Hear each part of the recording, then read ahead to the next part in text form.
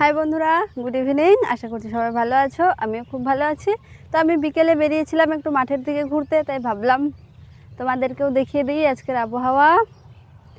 সত্যি খুব সুন্দর আছে, চলো তোমাদেরকে দেখাই। তো বন্ধুরা, এই যে দেখো আজকের আবহাওয়া কত সুন্দর লাগছিল, মনে হচ্ছিল স্বর্গরাজ্যের দরজা খুলে গেছে। দেখো নীল আকাশ, সাদা মেঘ, সত্যি খুব অপূর্ব লাগছিল।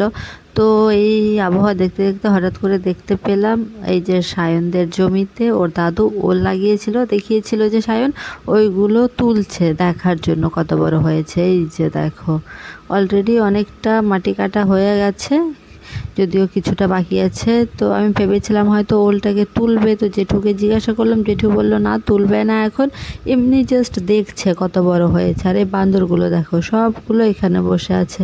তোরে আমি সায়নকে বললাম যে সায়ন আমাকে একটু ওল দিও তো, এই দেখো বলছে না দিব না, তুমি যাও এখান থেকে। দেখেছো বন্ধুরা ওর রাগটা।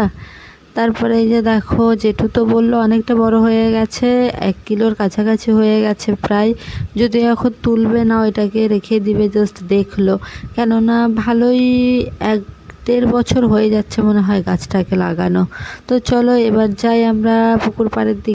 তো বন্ধুরা এই যে আর একটু তাহলে আমরা চলে আসবো। আর এই যে দেখো কাদা হয়েছে, কেননা বৃষ্টি হয়েছিল তার আগের দিন বলাটা ভুল হবে, আগের দিনও হয়েছিল, সকালেও হয়েছিল। তো এই যে আমরা পৌঁছে গেছি পুকুর পাড়ে। আর এটা যদিও ছোট পুকুরটা হয়, যেই কারণে এত ছোট লাগছে। আর এই যে দেখো এইদিকের আবহাওয়াটা অসম্ভব লেভেলের সুন্দর ছিল, মানে মনে হচ্ছিল সারাদিন তোমাদেরকে দেখাতেই থাকি আর ক্যামেরাটা অন করে এইভাবেই ধরেই থাকি দেখানোর জন্য। দেখো কত সুন্দর, মনে হচ্ছিল অন্য কোনো একটা জগতে পৌঁছে গেছি। তো এই যে দেখো চলে আসলাম বড় পুকুরে। আর দেখো যদি আজকে বেশি বাচ্চা কাচ্চা ছিল না, কেননা সবাই আছে জমিতে, তোমরা তো দেখেইছো।